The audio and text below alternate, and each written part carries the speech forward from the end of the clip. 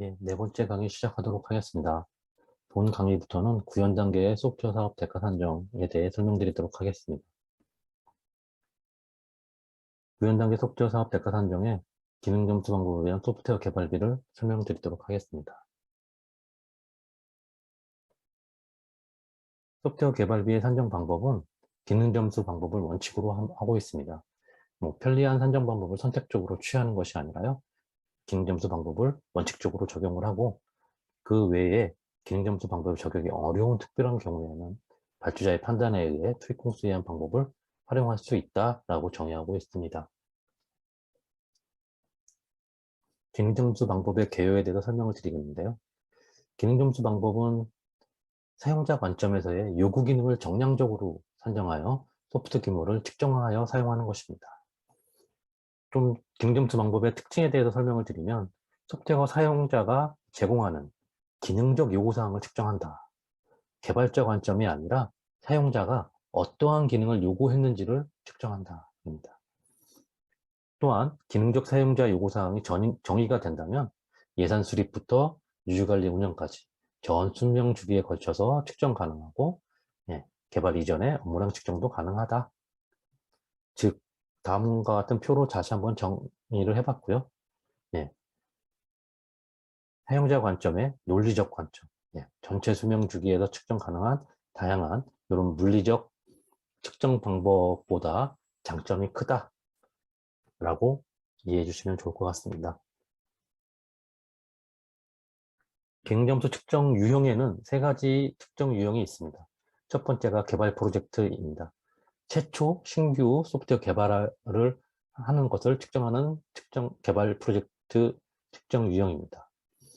개선 프로젝트는 개발된 시스템을 운영하면서 변경 또는 유지 보수를 하는 경우 기능 개선을 하는 양에 대해서 측정하는 것이 개선 프로젝트 측정 유형입니다. 애플리케이션 측정은 현재 운영 중인 시스템의 기능 규모를 측정하고자 할 때 사용하는 측정 유형이라 할 수 있습니다.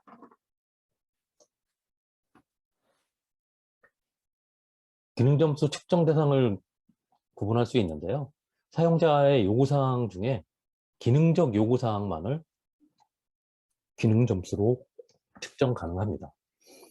그 외에 사용자 비기능적 요구사항들, 즉 복잡도, 신뢰성, 보안성, 상호 운영성 등 품질이나 성능, 기타 기능적 요구사항인 비기능적 요구사항들은 향후에 보정 개수로서 반영할 수가 있다.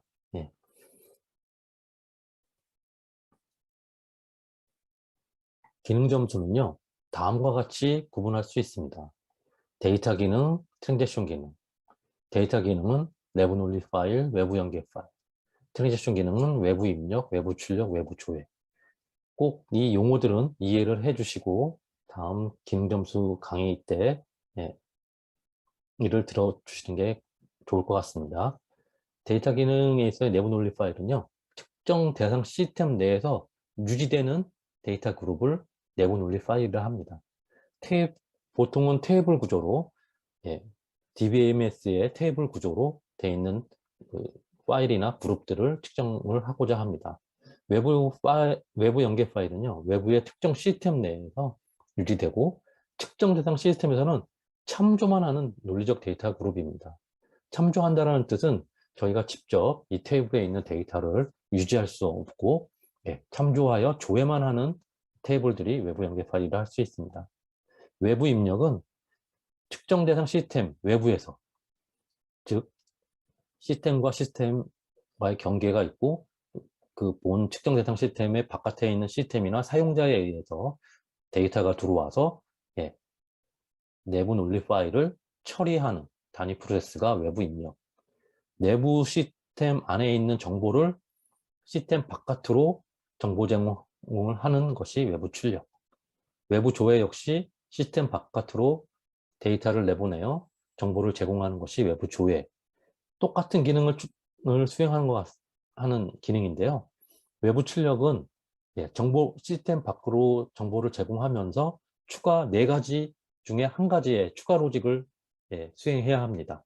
외부 조회는 아무 추가 로직 없이 정보만을 제공하는 것이 외부 조회입니다. 즉 외부 출력이 좀 더 복잡하다고 할 수 있겠습니다. 국내 소프트웨어 사업대가 산정 가이드에서는 두 가지의 기능점수 산정 방식을 제시하고 있습니다. 정통법과 간이법인데요. 정통법은 즉 어느 정도 모든 개발 요건이 정의된 이후에 설계 공정 이후부터 측정 가능한 것이 정통법입니다. 즉 화면 설계, 그다음에 데이터에 대한 논리 설계가 다 끝난 이후에 모든 기능점수 산정을 위한 정보가 다 제공될 수 있는 시점부터 산정할 수 있는 것이 정통법입니다. 이 정통법은 당연히 측정 시간이 길고요. 그 대신 정확도는 높겠죠. 그에 반해 간이법은 이렇게 사업이 어느 정도 진행된 이후에 측정할 수 있는 정통법을 사용할 수 없는 시기, 즉 사업 초기 예산 수립이나 사업 발주 아니면 분석 단계와 같이 사용자의 기능적 요구사항이 정의된 시점부터 사용 가능한 것이 간이법입니다. 네.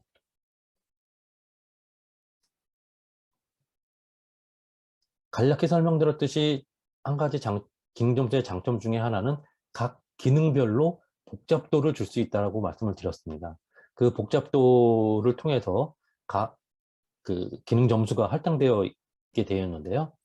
내부 논리 파일은 7에서 15점까지, 외부 연계 파일은 5에서 10점까지, 외부 입력은 3에서 6, 외부 출력은 4에서 7, 외부 조회는 3에서 6, 이렇게 낮음부터 높음 3단계로 복잡도를 구분하여 식별하여 가중치를 줄 수 있다. 그에 반해 간이법은 이런 복잡도를 식별할 수 없는 단계, 사업 초기 단계이므로 이렇게 평균 복잡도라는 값을 사업대가 산정 가이드에서 공지하고 있습니다. 참고하시기 바랍니다. 기능점수 방법의 개요. 소프트웨어 개발비의 산정 구조는 소프트웨어 개발 원가 플러스 직접 경비, 이윤으로 구성되어 있습니다. 소프트웨어 개발 원가는 첫 번째 기능점수를 구해서 기능점수 곱하기 기능점수 단가를 곱하면 보정전 개발 원가가 나오고요. 그 보정전 개발 원가에 추가적으로 프로젝트에 대한 난이도를 아니면 비기능적 요구사항들을 반영할 수 있는 보정계수를 곱하게 되면 소프트웨어 개발 원가가 산출되고요. 직접 경비는 저희가 투입공수에 의한 방식에서 제공되는 항목과 똑같은 12가지 항목에 대해서 프로젝트 단위로 산정하여 추가할 수 있고요. 또 이유는 소프트웨어 개발 원가의 25%까지 적용하여 산정할 수가 있습니다. 기능점수 방식에 의한 소프트웨어 개발비의 산정 절차인데요. 앞에서 설명드렸던 내용과 유사합니다. 첫 번째가 사전 준비, 개발 대상 업무와 요구사항을 명확히 정의하는 것이 가장 중요하고요. 이렇게 정의된 기능점수를 정의된 요구사항을 기능점수화하게 되면 모든 게 끝났다 보시면 됩니다. 기능점수화 된 경우 그 다음부터는 단가를 곱하고 추가적인 보정계수를 곱하여 개발 원가가 나오면 직접 경비 플러스 이윤을 해서 최종 소프트웨어 개발비가 산정되는 구조로 되어 있습니다. 기능점수당 단가입니다. 개발 원가 산출 시에 기능점수 곱하기 기능점수당 단가를 곱하게 되었다고 했는데요. 올해 적용되는 그 기능점수당 단가는 55만 3,114원으로 공지가 되어 있습니다. 또한 기능점수당 단가 55만 3천원은요, 각 단계, 기능 구현 단계별로 쪼갤 수도 있는데요. 분석 단계는 19%, 설계 24%, 구현 32%, 시험 25%로 각 구현 단계별로 쪼개서도 적용할 수 있도록 되어 있습니다. 이상으로 기능점수에 의한 소프트웨어 개발비 강의를 마치도록 하겠습니다.